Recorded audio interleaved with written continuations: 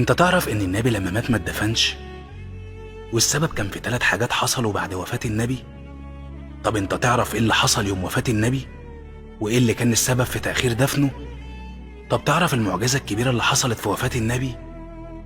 اول حاجة ان الصحابة كانوا واقفين محتارين يا ترى يغسلوا النبي بهدومه ولا يقلعوه منها.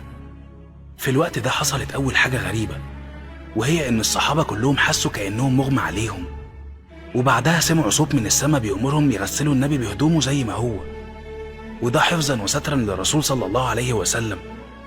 الصحابة سمعوا الكلام ونفذوا الأمر، وجم عند صلاة الجنازة وقفوا محتارين تاني وما عرفوش يصلوا على النبي ازاي.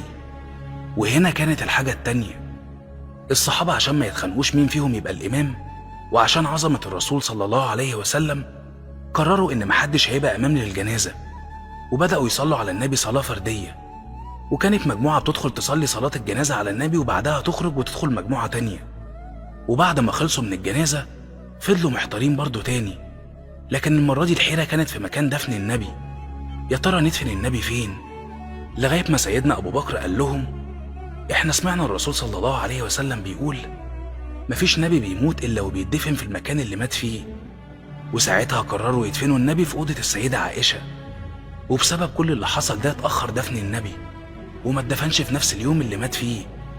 أما بقى عن أكبر معجزة، وهي إن جسم النبي موجود زي ما هو، وده لأن ربنا حرم على الأرض إنها تاكل أجساد الأنبياء. وعشان كده النبي بيقول فيما معناه: صلوا عليا كتير يوم الجمعة لأن صلاتكم معروضة عليا. يعني الرسول بيسمع وبيكون عارف مين اللي بيصلي عليه. وفي رأي بيقول إن النبي بيرد السلام على كل اللي بيصلي عليه، فصلوا عليه وسلموا تسليما كثيرا.